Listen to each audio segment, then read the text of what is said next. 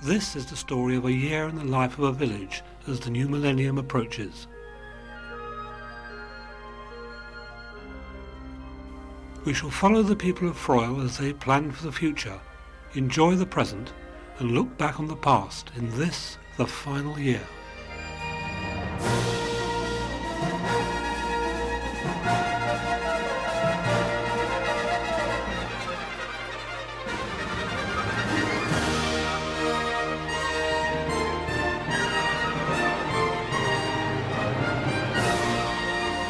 January in Froyle has, for the last 15 years, been associated with the village pantomime.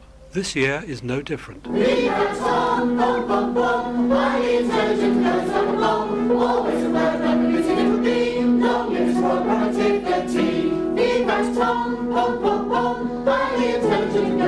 This year's panto, Beauty and the Beast, has been in production since last September.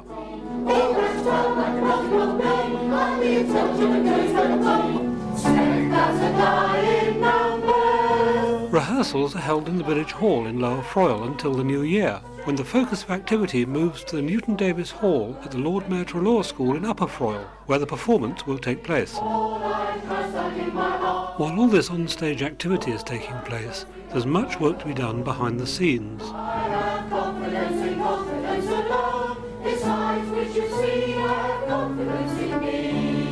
Roy Cranford, stage manager, and his crew have spent the cold winter evenings in the barn at Coldley constructing the set. So when the first one's needed, as soon as that's finished, we'll whip it off, take around the back and the other one will be there. Annette Booth, the producer, has arrived to discuss the scenery with Claire Cray and Roy. No, that's not a problem, see. And they're quite close to the front of the stage. I should leave as it is. I can raise it if you know. I'll cut some stuff out to put along the bottom to bring it out, say, 2 or 3 inches. Well, I mean, don't unnecessarily. Let's leave it till the Sunday, because could you do it after that? Oh, the farmer and the cow should be bred. Oh, the farmer and the cow should be bred. At the Newton Davis Hall, Linda Ben David and the dancers rehearse, while the other cast members arrive for rehearsal on stage, including Pesto, the canine star of the show.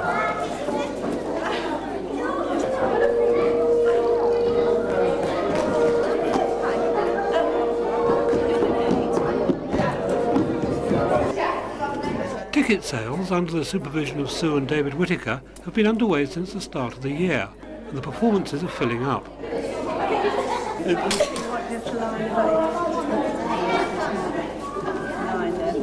At the piano, Clive Barter, the musical director, flexes his musical muscles.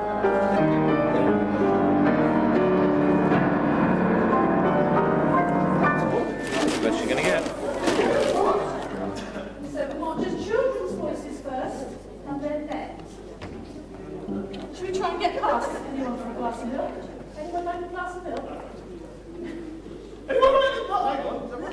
No, bring on the milk plate! No, bring on a glass of milk, please. I'll do that kind of smell. Now, anyone like a glass of milk? I'd rather have an ice cream. You want a glass of milk and like it? Bring on the milk plate! Bring on the milk first. Bring on the milk plate!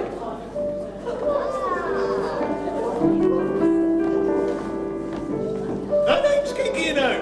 What's her name? Kinky. I can't hear you. What's her name? Can you hear them, I Kinky? have confidence in rain. I have confidence that spring will come again. But most of all, I have confidence in me.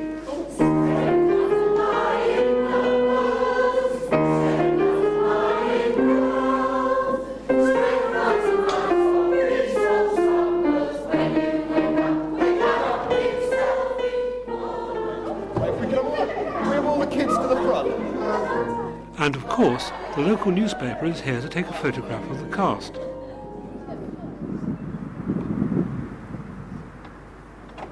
It is now time to move the scenery from Coldley to Upper Froyle. This is going to go on. Don't fall off that, for God's sake. Hello, Claire. You want this? Oh, we had a chance to put it on a bottle in there. Well, how do you know I love I don't do manual ladies. Sharpie.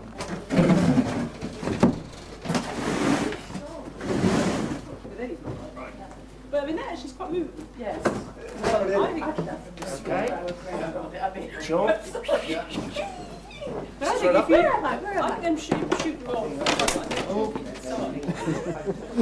Don't edit that one then.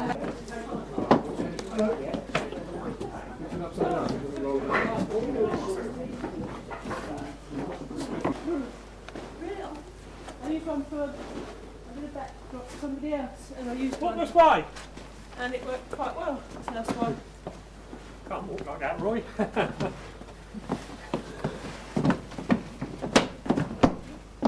Grip. Couldn't get a grip. Hang on, Roy. Nip out this Yeah, week. you come here now. You gonna fold it or not? No, it goes up like this. It's a windy day, isn't it? We just hang on to these. Yeah, they're like volleyball and yeah. A final check that nothing's left behind, and it's time to shut the tailgate. Hang on! I'll carry that. We've lost his momentum now. Look, that's quite well. Yeah. No. You missed one. Thanks here to Chris Butler for the loan of the lorry to move the scenery.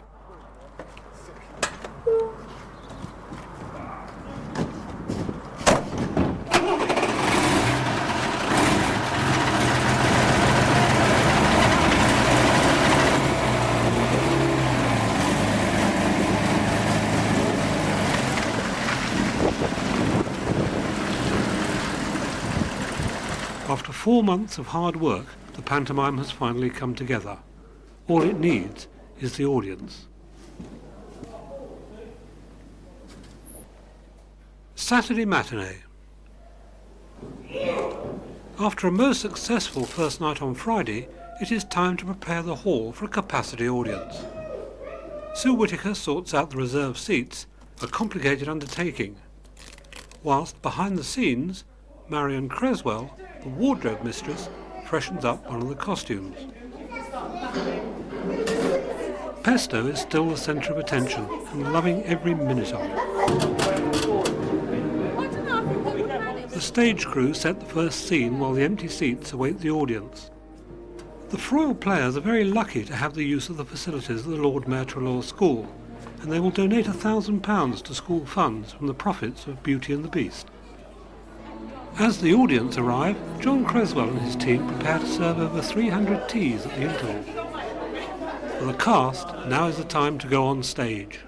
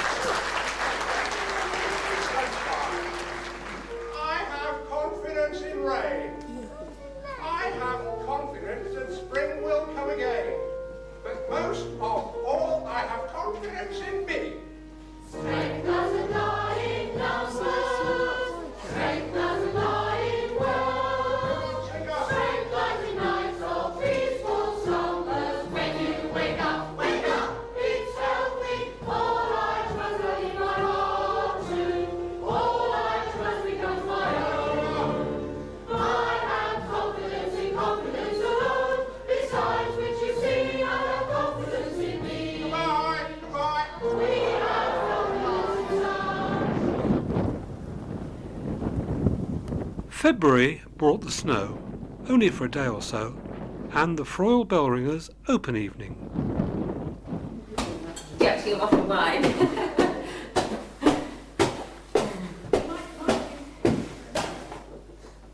Look two. Treble's going. She's gone.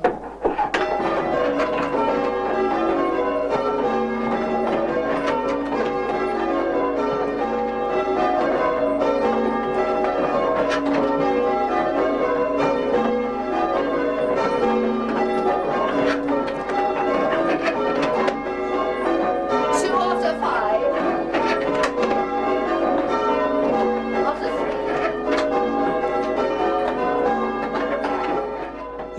bell ringers have been ringing at St Mary's for nearly 10 years, but are always looking out for new recruits. I'm going to pull this one. Yes. The weight of the bell will take your hands up. Yes. Don't keep the rope taut. And when it gets to the top, you just pull it down. You start with your hands down there, they lift them up, and then you put it down, you end up with your hands facing down there. Okay? You don't do anything else. Yes. And you don't have to pull hard. Okay. Hang on. I'm going to turn this around a bit just because it's got to. That's it. I realise what How tall are you? Okay, a little bit. Okay, let's try that. Okay. Yes, absolutely. That's right. All right, we're off. Ready? That's it. God, she's a natural. Good, got her. We rang the bells up so they were sitting like that. Nigel Bulpett, captain of the tower, explains the working of the bells to Jan Elliott. This bit here. Then you were pulling on the rope so that the bell rang around like that. And then you pulled again and it rang just around like that. Then when Linda said set it, she pulled a bit harder and it just went just over the top. Started, I don't stop you there. Set. So that's how it's sitting at the moment. So if you pull on that, it comes off. You did very well. Brilliant.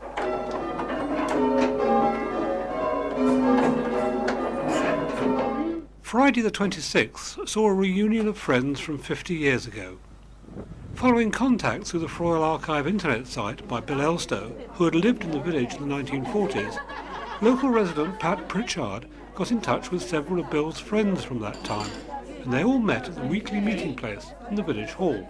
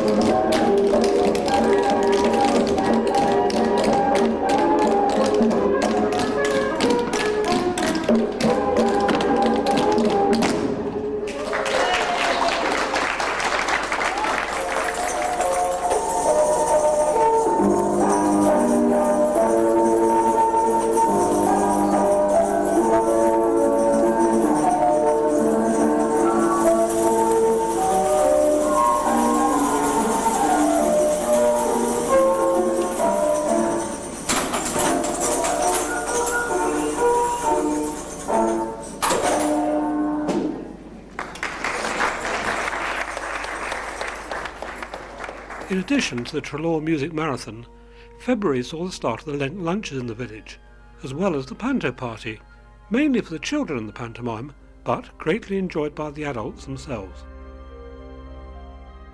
March gave the first sight of one of the Froyle Millennium projects, the parish map. Some 15 artists had been involved, but only very few people had seen the finished map. B. Sword, the map committee chairman, invited the artists and members of the Millennium Committee to Yarnham's for this preview, and their expressions said it all. Oh, I say. Isn't it wonderful? Well, no. Well. I have no idea what to expect. No, I don't think anybody much had really, because I should have had on view the original scribble that we did to, shouldn't I? I'll see if I can find it. Oh, one of them. There it is. I'm speechless because it's a bit. Hello. I just got a glimpse back from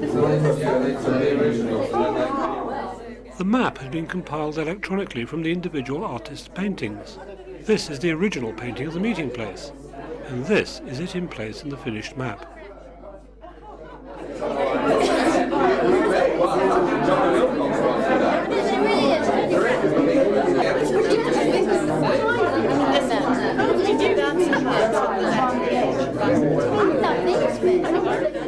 The pantomime. In 2000 it is to be Cinderella. This section was painted rather appropriately by Claire Cray, one of the Panto's set designers, seen here with Liz Avery, another of the map artists. And here I think it's terrible. I'm not quite sure what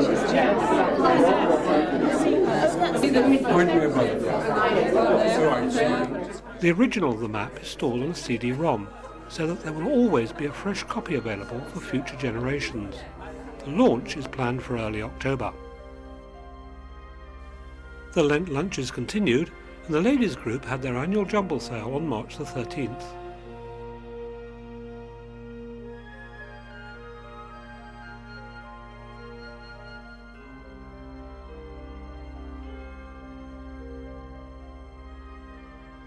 The days were getting longer and the weather warmer. Easter was early, and it was time for the Easter meeting place and hot cross buns. Now in its 9th year, the Easter meeting place gives the whole community a chance to get together at the beginning of the Easter holiday.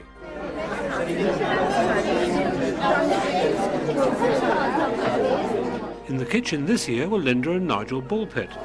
I think that ought to definitely go on the archives. I'd like to have a copy of it. The raffle was in the capable hands of Maureen Fry.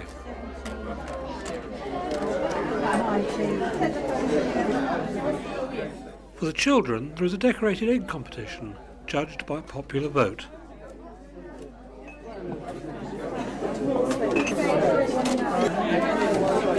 It's too difficult, is it? It's too complicated. It's too complicated. Another regular is the kidney research stall.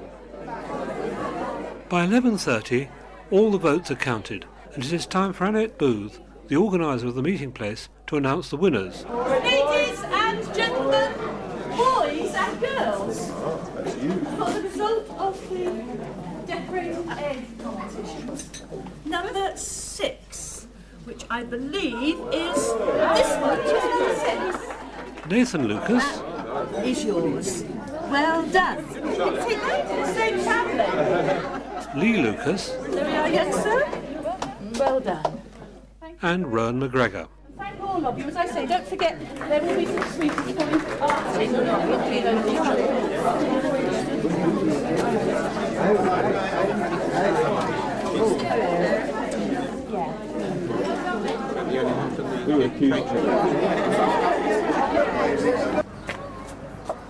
Probably got some sweeties.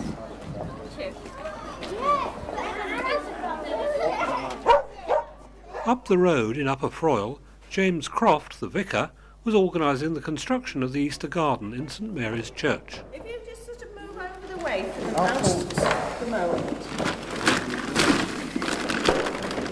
Now, your hands. You're going to get dirty hands. Yeah. So I'm going to pour this, and then we need to spread it around carefully. It's wet. We don't want lots of dirt all over. I mean, some might spill over. I know.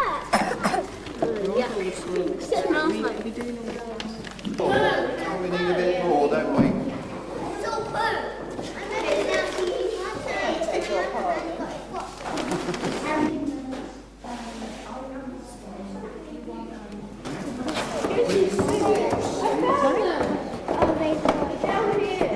No, they're old ones. Shall we have big crosses or little crosses? You're going to make some of your own.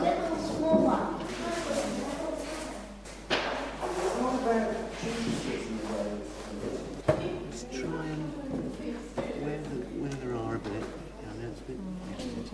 There we go. But now, Rosie, you're putting heavy because you're putting soil into it. I think we leave it now. A moss. It's good to put the moss on here, on the two. Just be a little bit careful with your hands on here, because it's very stable.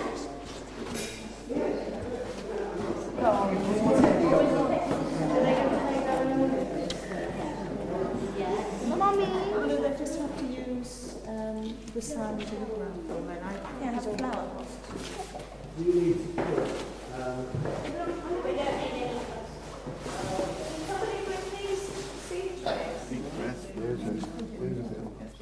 Another sign that summer is not far away is the Froyle Gardening Club's annual spring show, held in the village hall. Members spend the early evening staging their entries, making sure that everything is just right.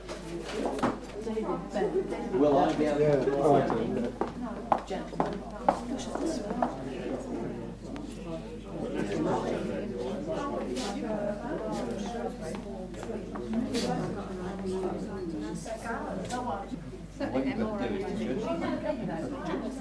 Help and advice is always on hand.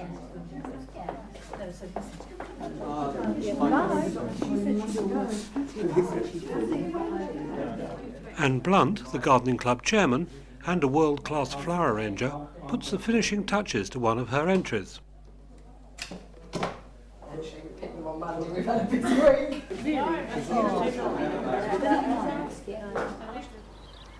Later on in a very pleasant spring evening, the judging began. Mr. Mike Cook, who has been a show judge for many years, particularly praised the collection of spring flowers and the class for the exhibit of flowering shrubs.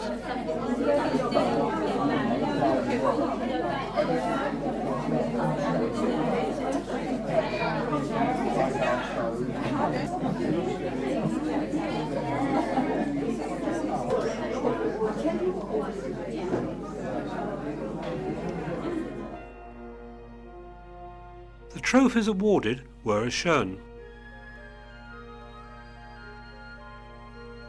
The first of several fundraising events for the Froyle Millennium Fund took place later on in the month, but I will let Jill Mackenzie explain. Welcome to Froyle's sponsored walk in aid of the Millennium Playground. Up here, £1 a ticket for the walk. We're doing 2 walks, one 4 miles and one 2.5 miles. And if you've had a sponsor form and you've got loads of sponsors, we'd like your name down here and the money by the 30th of April, please. And you thank you. And have a good walk. Here. Bye. See you. Yes. Very good smile. Who's taking who to the walk? Well, he sort of drags me along. It's very... You know, you gave us all a terrible shock with the sponsor form. We thought it was 25 miles, not 2.5. Did I? Oh, wow. No, it is actually. You have to do this 10 times. From the recreation ground, the walkers headed towards Saintbury Hill. Back on Friday night. How lovely.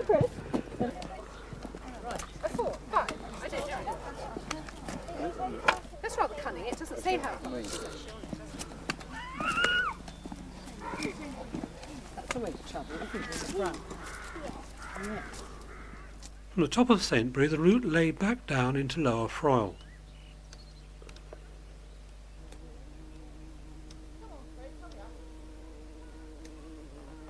He doesn't like the hard ground, do you, Fred? Oh, poor little soul.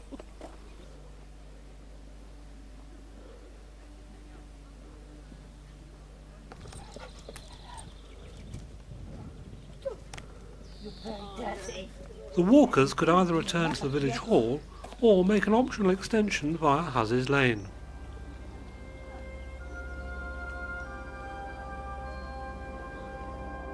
Other events in April were the Kidney Research Jumble Sale and a well-attended and lively annual parish meeting.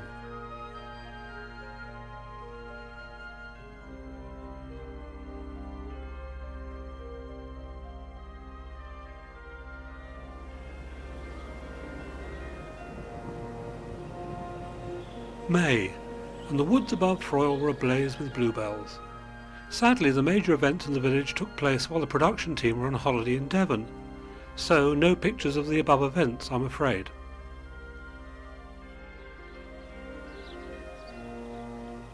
However, we were back in action with a vengeance in June, which started off with the Froyle Gardens Open weekend and superb weather. This year, 6 gardens were open, 3 in Upper Froyle and 3 in Lower Froyle.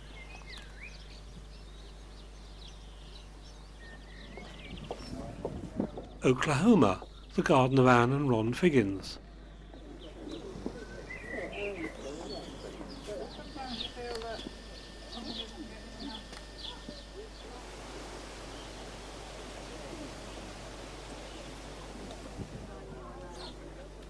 Yeah, I think there's to be about half as much to go. Walbury, Brenda and Ernie Milam.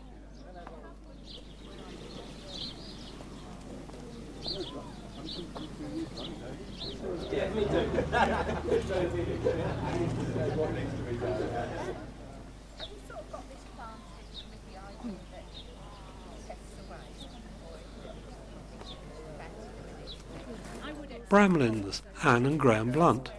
My favourite occupation.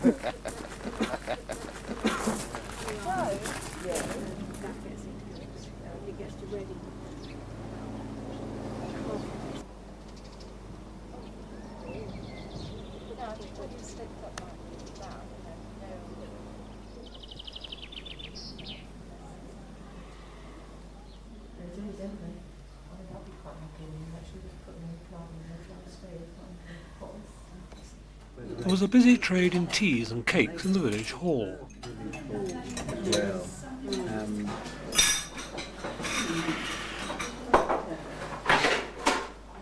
In Upper Froyle, treetops, Marion and John Creswell.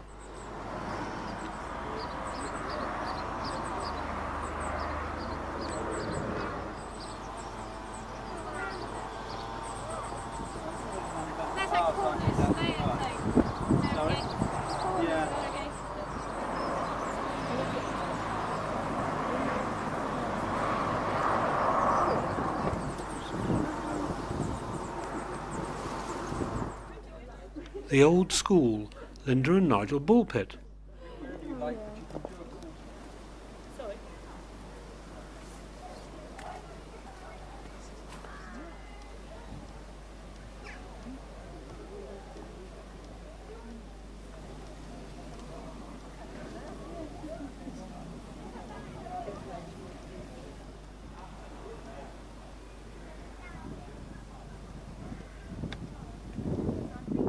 The old school house, Judith and Martin Lozelle.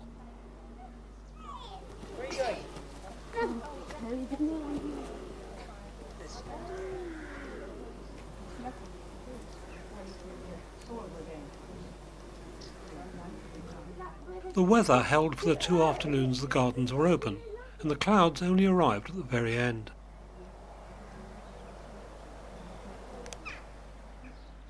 June saw the first elections for the European Parliament, and the first under proportional representation. As usual at election time, Froyle Village Hall took on the role of polling station.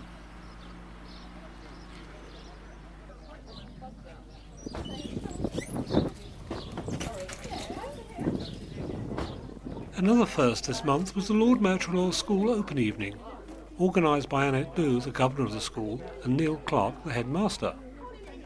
The idea was to give villagers a chance to see what went on in the school. And each boarding house has got 1 or 2 occupational therapists attached to the house. Of all the services that are needed in the community at large, occupational therapy is the one that's most missing. But you can select, drag, double click, do all the things you can with a standard mouse, but you can't manage this. Therefore, this is something that she can... Can she rub out if she makes it? I mean, she can do all the things, but I suppose she, at most, she could knock on about 6 words a minute.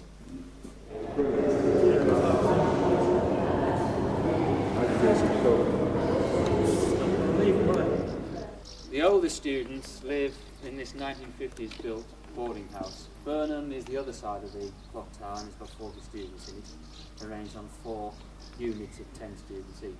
Hyke House, because of the swimming pool, has got 3 units in it of 10 students each, so there's 70 students accommodated in that building. 500 staff.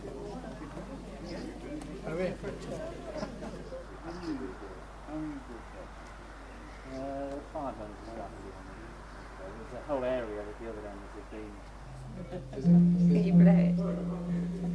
No, just full of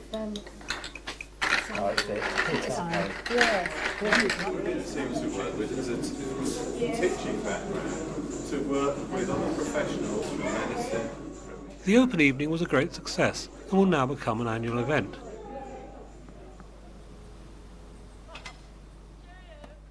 Another fundraising event for the Millennium Fund or more particularly the children's playground, was the tennis tournament.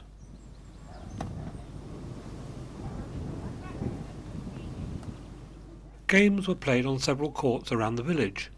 We visited Saintbury Hill, courtesy of the Dwelly houses.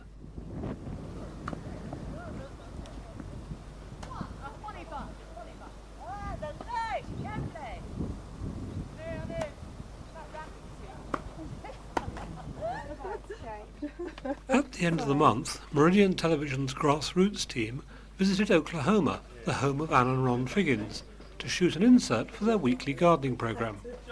Yeah. Sorry, so the second radio on Ron. By an odd coincidence, the cameraman had worked on BBC programmes with me many years ago. I couldn't reach. Handy sound recordist table. Oh, lovely. We can have a little picnic in here, can't we? Where's my arms getting? As usual, the crew took over and shooting began. Visuals, please. Yes, sun's out. Hang on, just waiting for the camera. Lovely jubbly. Ready? Okay. Right, and off you go. Oh, what a beautiful garden. But why have you called it Oklahoma? Well, the reason is, Richard, that there's awful lot of places in the green bank and green gang. Places of red bank. Yes. And Let me stop you there. That's lovely. That was great, David, John. Well, Yes. come and do it Yes. again now. Right. Wait. Yes, we'll bring. See, that was a huge wide. And start again. Oh, what a beautiful garden. Oh, what a beautiful. A little known fact, only in the Telegraph. A bit further. Was it ready? It's such a bully, this man. Molly, look. So when we get If you don't want to do it, just another step. One more step. You didn't have that in the first. So we get an angle here. We've got the rows in the back. Am I right? No, you're great there. Right. So if Next door neighbour Michael Topping was taking advantage of the good weather to put in some time in his garden, so he had to be organised as well. do you want to stop the gun? Michael, can you please be quiet? Thank you. Oh, what a beautiful garden. But why have you called it Oklahoma? Well, Oklahoma, we chose it really because of the garden and also because of the names. Because there's so many garden places like Green Day, Gun Romeo, as you say. So we called it Oklahoma, which is the house of Redmond, and everybody in the village knows it. I heard a whisper that you once... Yes, sorry, that's what I'm talking That's right. You were trying to get the thing about you to have red hair. In there. The house Yeah. of the red man. Yes, You that's can make noise now. And was your expression, oh what a beautiful garden, in any way related? Yes, it was. Oh, I what a see, beautiful that's morning. Yeah, It's Anita. Can you please be quiet now, Michael? Thank you. Yeah, I do. I did it right this time, Molly. I did. Richard, off you go. Oh, what a beautiful garden. But why have you called it Oklahoma? And what does Oklahoma mean? Oklahoma means it's a regular word. Other interruptions included aircraft flying into Lasham, but finally Look at your everything was red in the hair. can. What a brilliant name for a house of garden.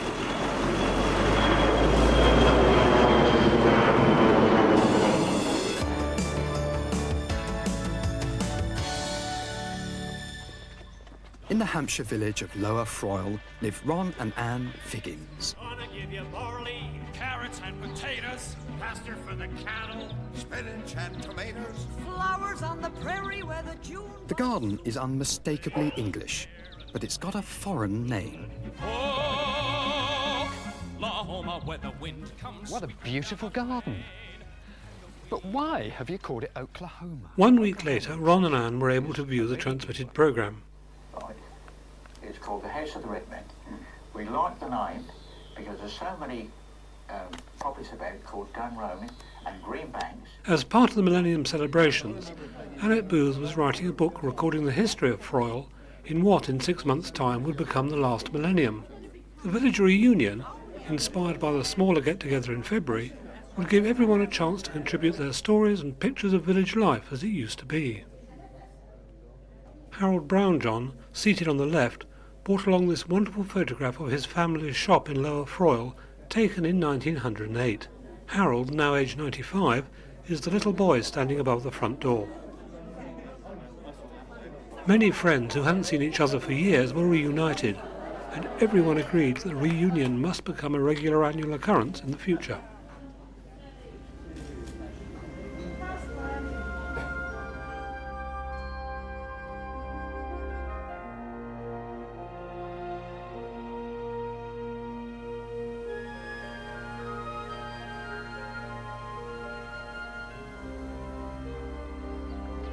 Following on from Harold Brownjohn's picture, it was fitting that the first event in July was the Froyle Gallery's summer exhibition.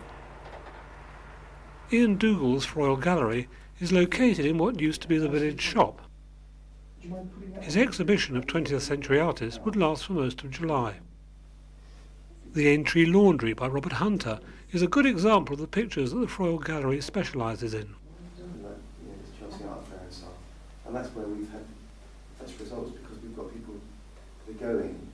And to get things underway, we're going to ask Annette Booth, local personality, to say a few words and declare the fate open. So here she is, Annette. Let's have a round of applause.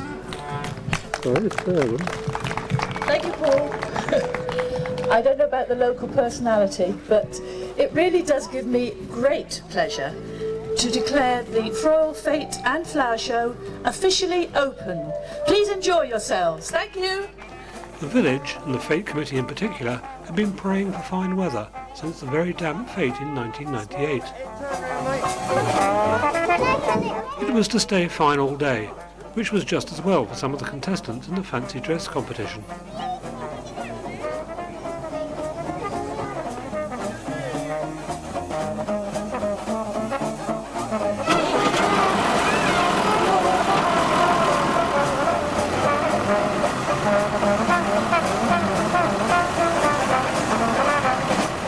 With music from the Hot 5 jazz band accompanying them, the contestants and parents made a brief tour before arriving on the recreation ground.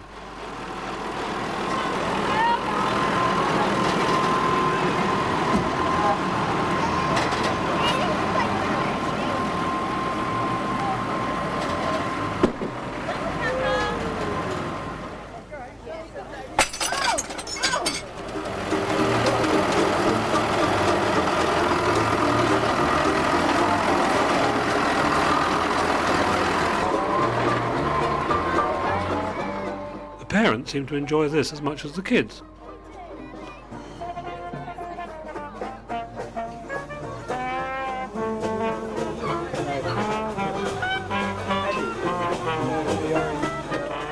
Paul Lefebvre from Trelaw Hospital Radio, the MC for the afternoon, prepared to speak to some of the fancy dress hopefuls. Who wants to win? The lolly. Let's see if we can have a word with something, shall we? Let's have a look at Sylvester. Can we see your face, Sylvester? Who are you? Emily. And you're Sylvester, are you? Your favourite cartoon character? Yeah? Right, okay. And who are you? What are you supposed to be? Pocahontas. And what's your name? Isabella. Round of Isabella, I think, for Pocahontas, yeah. And she's got some tattoos on her arm. Oh dear. Right. Oh, and this is a Little Mermaid, is it? What's your name? Right, you look very pretty there, don't you? Do you like The Little Mermaid? Do you know any songs from it? No?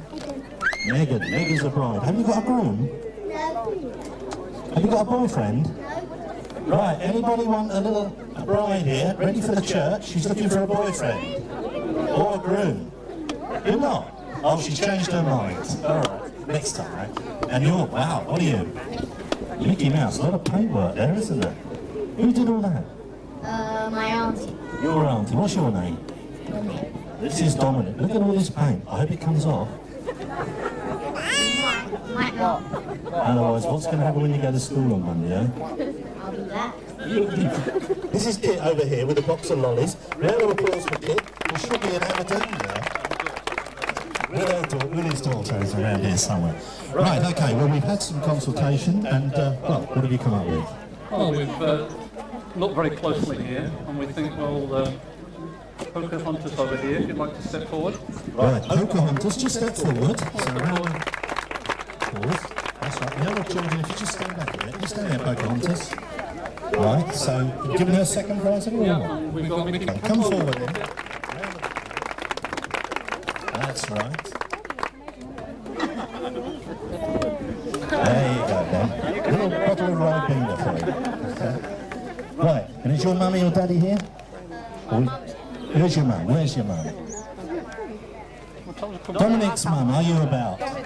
Granny. Oh, here we are. Here's Dominic's granny. There we are. Some more bottle of Ribena for you, darling. Right, so round of applause for those two. And we've got something for everybody. So we'll go along the line. There were also all the usual stalls and sideshows you would expect to find at a village fete. What took you so long? You played golf. Hello.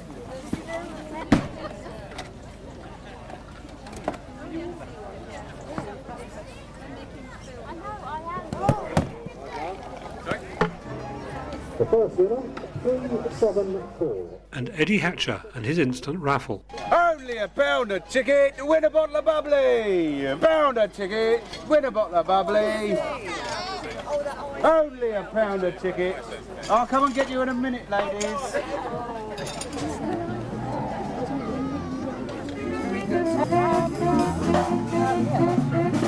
one will only go into that car. It's rather pretty. The flowers are almost texture.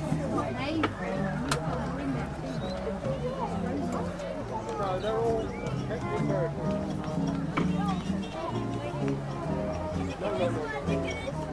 When you say so.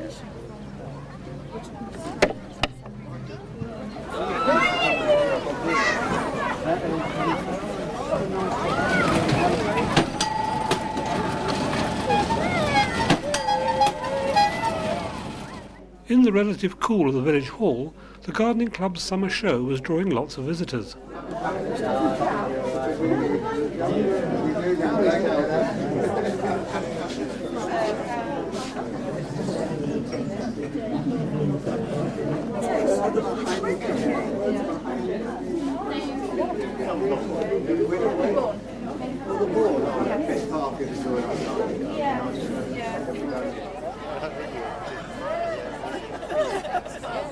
Another event was the wheelie bin race, but let Paul explain. Having the wheelie bin race now, and but I'll tell you what, can we perhaps get a member of the band over here? Right, could you bring the Millennium ones forward and just so everyone can see it? This is the Millennium Bug, entered by the Millennium Committee. Right, round of applause. Round of applause there, I think, yeah. Now Nigel. And the next one's entered by Nigel, the party man.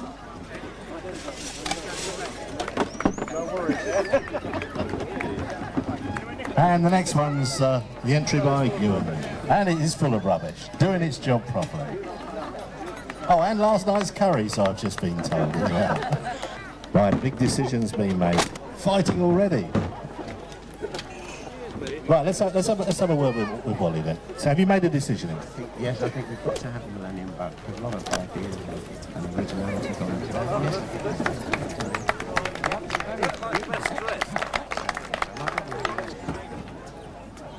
Right, okay. Gentlemen, are we ready? 3, 2, 1, go! Right, cheer them on then. Right, it's the Millennium Bug in the lead. Followed by Ewan. The party pooper, right. Right, the Millennium Bug is the winner there then.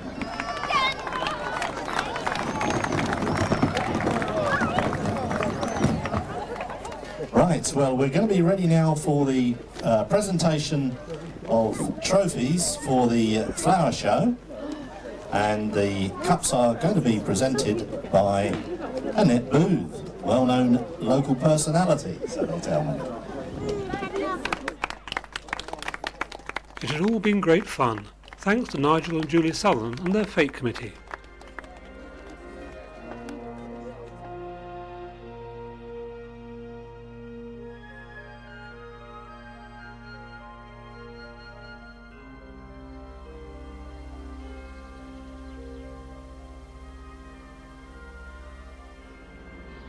August brought an unusual event to the village, a solar eclipse, and all was set up to record it.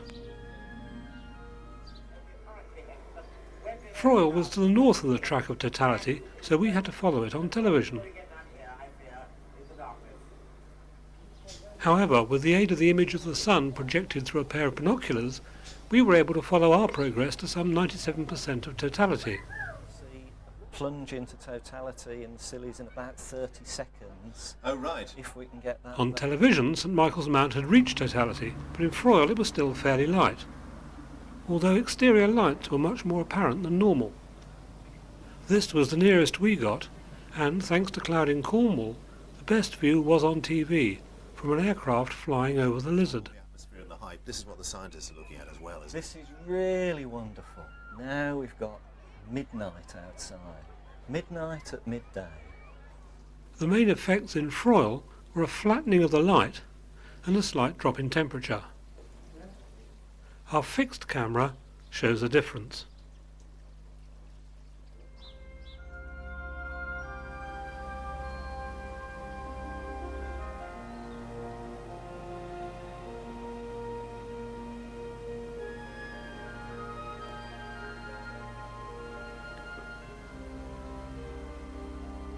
Throughout the summer there had been activity in the village raising money for the children's play equipment, which is to be installed in November. The first job, however, is to extend the existing play area and lay a lot more bark.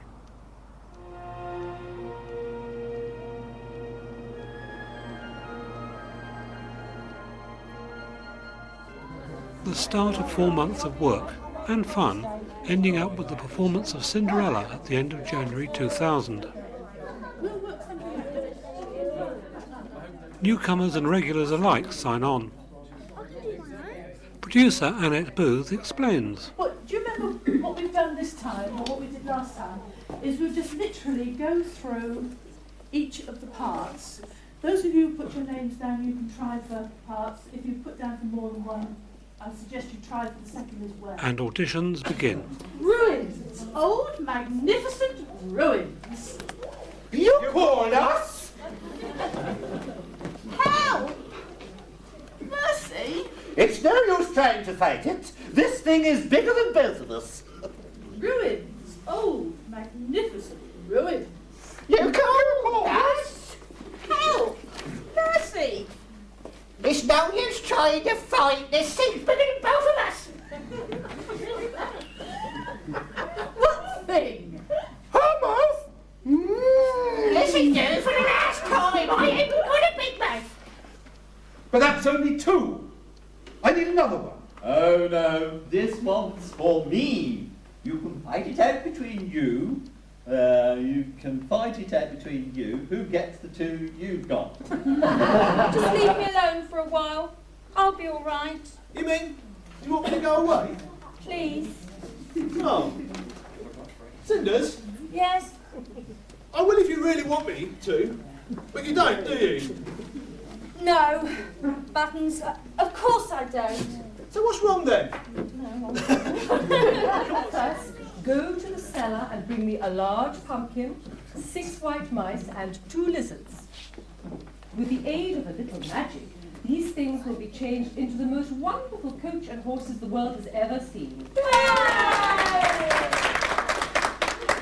Thank you all very much for coming this evening. Those of you who have got scripts and main parts, our read-through is next Monday at 7:30, not 8 o'clock, 7:30 here in the village hall, if you can manage it, please. Okay, thank you all very much. Thank you.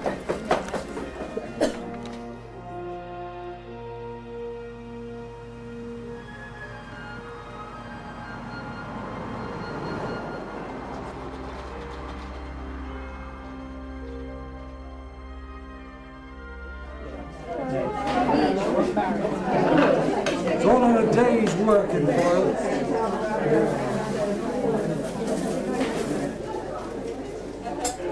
Village barman in operation again.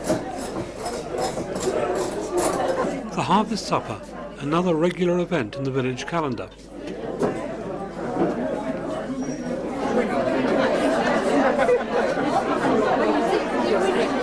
Nigel Bulpett explains.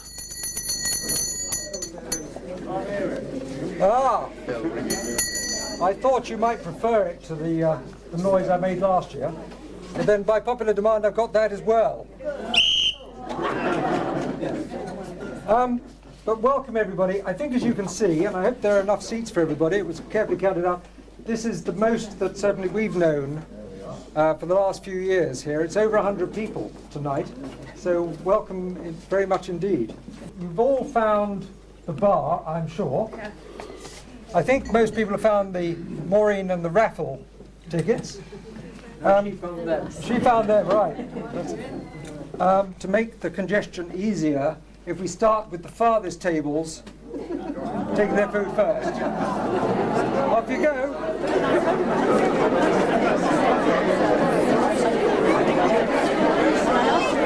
When you come to Froyle, you'll never starve.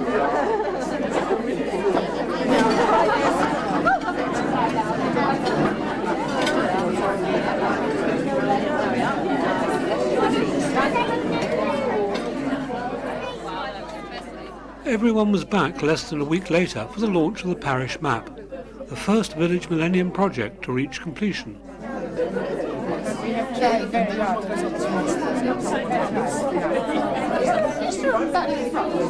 Everyone who was involved with or featured on the map was invited.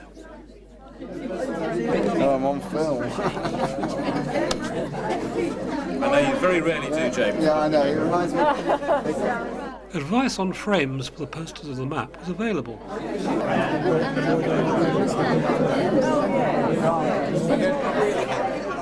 Anne Weatherall, chairman of the Millennium Committee, began the proceedings. This is the first of the completed Millennium projects. The church project, the stained glass window, will, I believe, be installed next week, Donald? So that is nearly with us. The children's playground will be finished by the end of the month. The video is in full production and will be on sale with the book at the Froyle exhibition in July 2000. And of course there'll be parties too, parties for every age group. But tonight is the night of the Froyle parish map, which would not be in existence if it weren't primarily for B-sword. I'm sure everybody who knows anything about what's been going on with it will know that this has been B's vision. B is now going to tell you about the making of the map, and then it will be unveiled for you all to see. So over to you, B. 15 artists contributed, all of them local, all of them brilliant at interpreting what was asked of them, and all so forbearing. Thank you. Now tomorrow the map in Upper Froyle is being unveiled at 4 o'clock on Jubilee Green by a pupil of Lord Mayor Law School, and we'd love to see you there too. The map outside is just going to be unveiled in a minute by David, who's going to pull away the plastic. And that's enough of the explanations. So back to Anne for the unveiling. So ladies and gentlemen, I have very great pleasure in unveiling the Froyle parish map for the millennium AD 2000. B, will you please?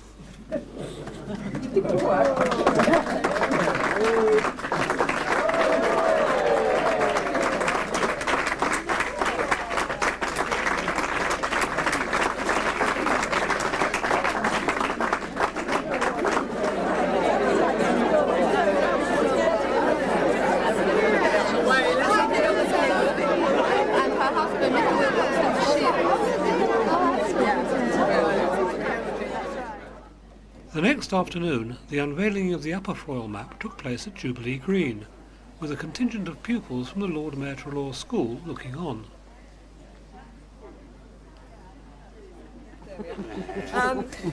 I would just like to say, before the unveiling, how very grateful we are to the Trelaw Trust for allowing us to place the parish map here on Jubilee Green. It underlines, I think, the link, which is strong and getting stronger all the time, between Lord Mayor Law School and the village of Froyle. Our plan for the map was to provide an accurate guide to the village, including as many landmarks as possible, and to make a record of Froyle as it lives and breathes in AD 2000. Well, the Lord Mayor Trelaw School is very definitely a big part of what happens in Froyle. On behalf of the Trust, I just want to say how very pleased we are to be part of this celebration, this important date, as part of the village of Froyle. We do value very much our association with the community. I think a lot of members of Froyle have either worked here or do work here, and we have so many of our friends and volunteers who come in, and looking around here I can see so many of you who know us all extremely well. And certainly 2 trustees and 1 governor in your midst. And that is marvellous and speaks a lot for the association with the school. And I think now one of our students, Hayden Spencer, is going to unveil.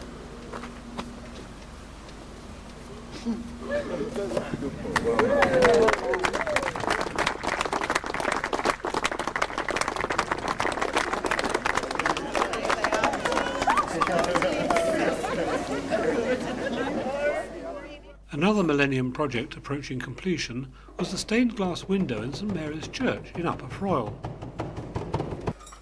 The window, designed by Melanie House, was replacing one that had been put in earlier this century.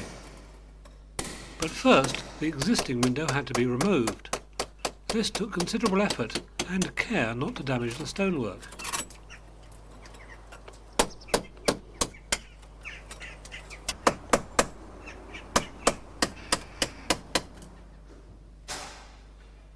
Then it was time to put the new window in place and fasten the glass to bars fixed in the stone either side.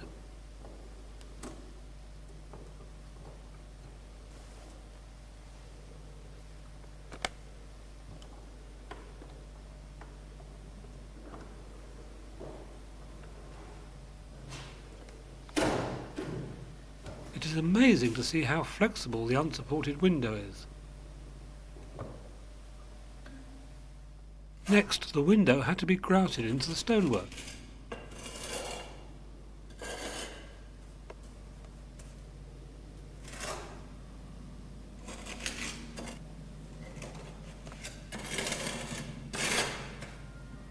The whole process then had to be repeated for the other panel. The finished window would be blessed by the Bishop of Winchester in January 2000. Other events in October included the meeting place's 9th birthday and the Kidney Research Autumn Fair and Jumble Sale.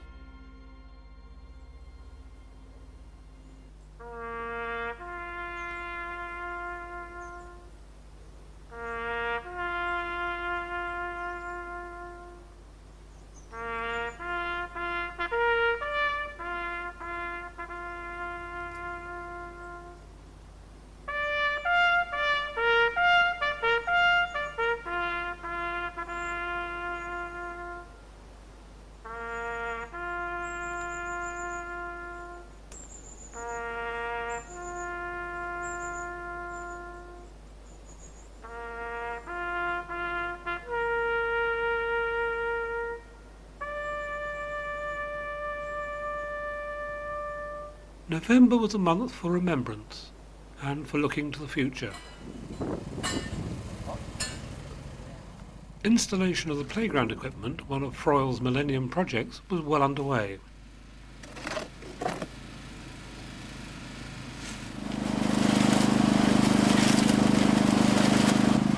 Designed by Andy Frost, the various components had to be fixed firmly in place to withstand the use they would get from the children of Froyle.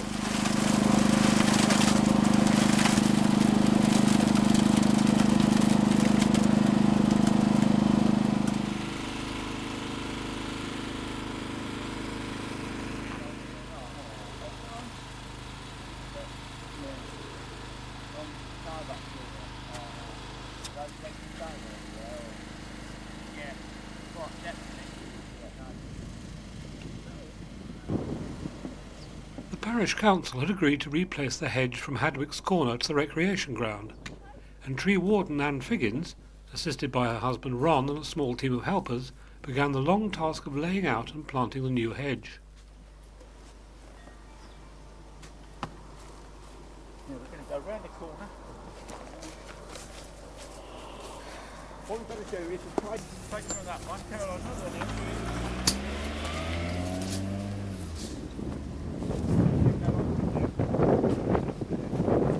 The tree warden at work.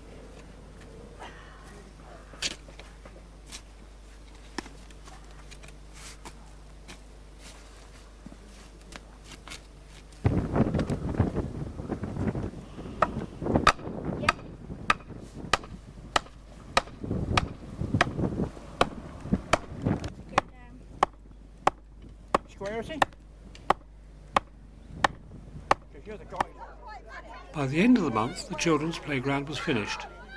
Joe Mills, chairman of the playground subcommittee, starts the ball rolling. Sadly, Andy Frost, who built it, isn't here yet, so I wanted to thank him. But thank you again, everybody. And I'd like to ask Louisa to cut the ribbon. Go on, I pronounce this playground open.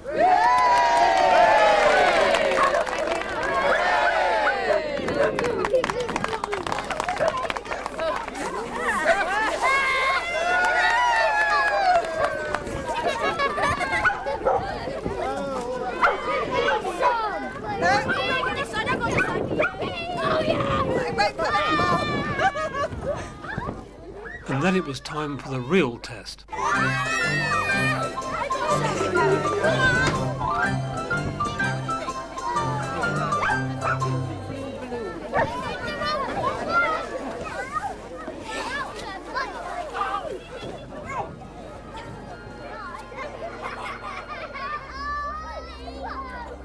The final year was drawing to a close.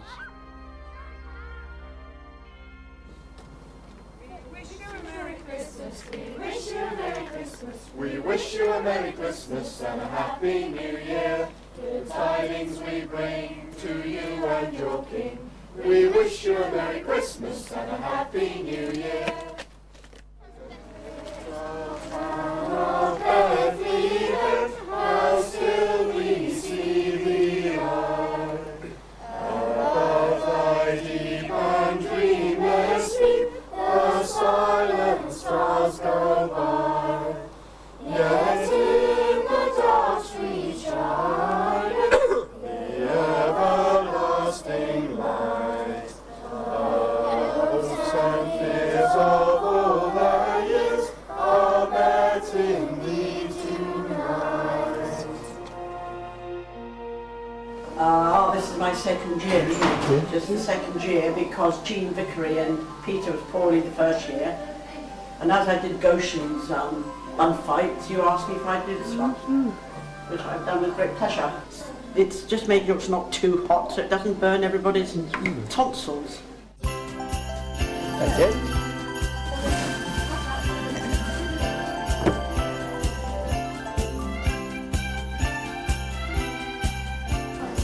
This is the job I like best because I've got to be the official taster.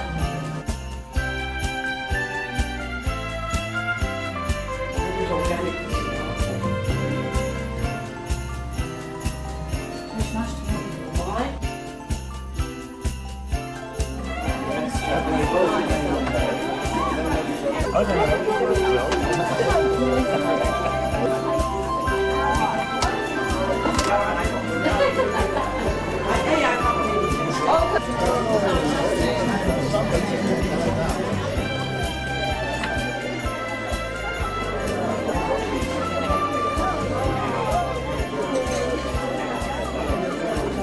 Now for the traditional carols led by Graham Blunt.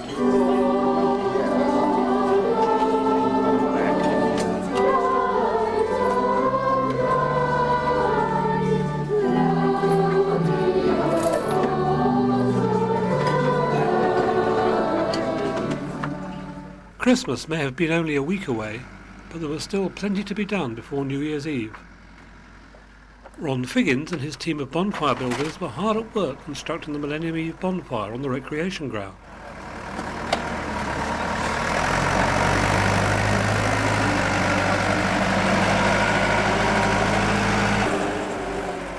Wells and the loader eased the manual work quite a bit.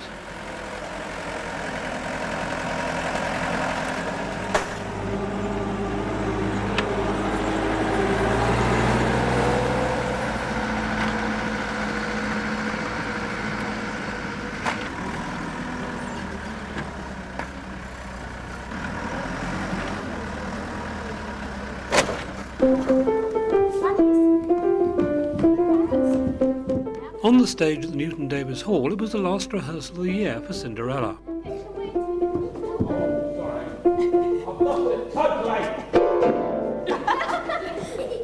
We'll go from the second verse.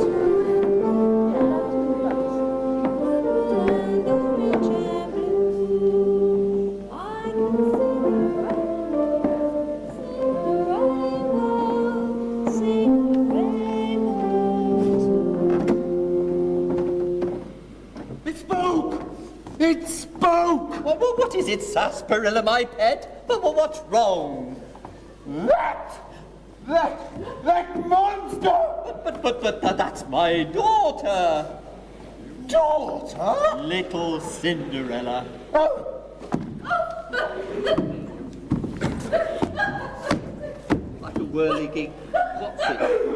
What's wrong with your father? You end up with your head facing the... Yes! Head nearer the audience, Eddie, because they can't see. That's better, dear.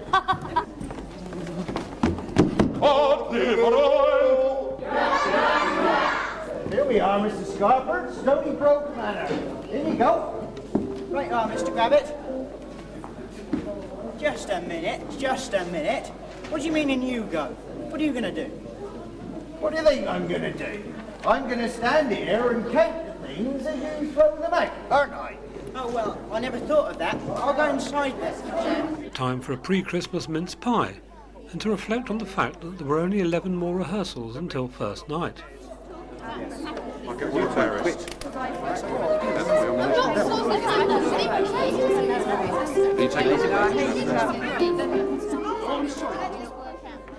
Millennium Eve at last.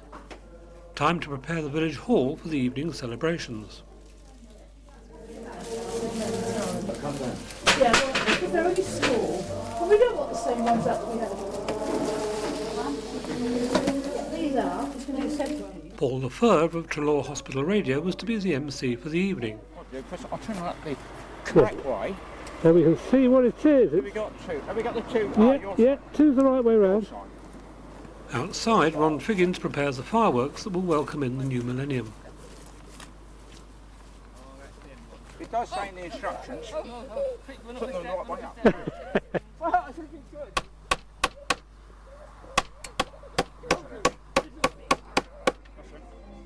Back inside, there is still a lot to do.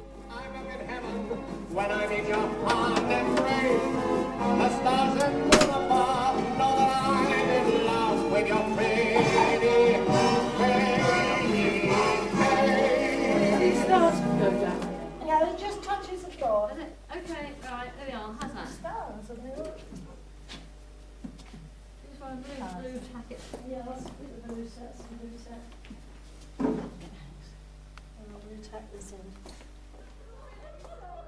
The party organisers relax before the first guests arrive. Oh, but he is now. Yeah. She's got a good face.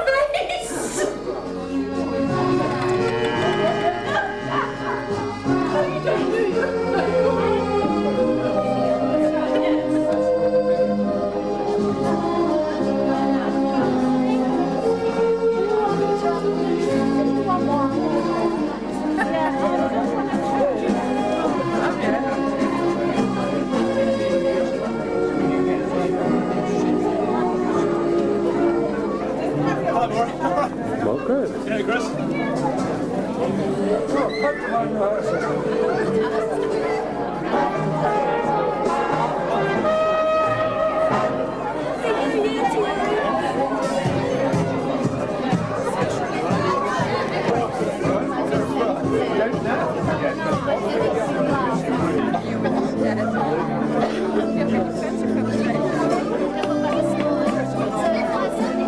Chris, go away.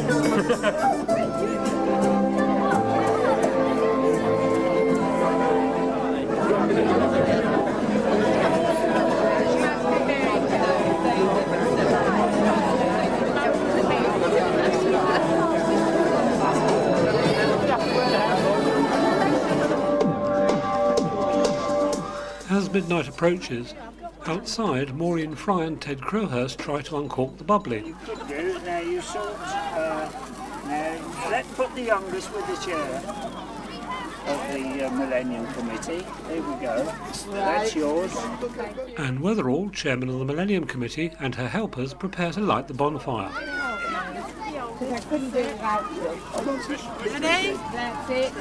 Okay, all get hold of that chair. Ready. Ready. Go. Go. Oh, you did very well. Look at that.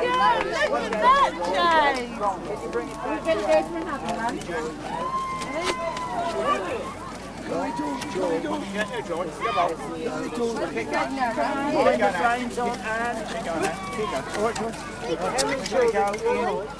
Around the back, is it? Here we are. Oh, that's a good one. No, yes, yes. That's right, one in there.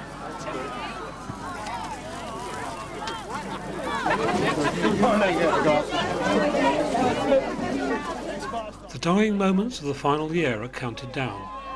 We have 20 seconds to go. 15 seconds. Jeff's going to count it down. We've got 10. 10, 9, 8, 7, 6, 5, 4, 3, 2, 1.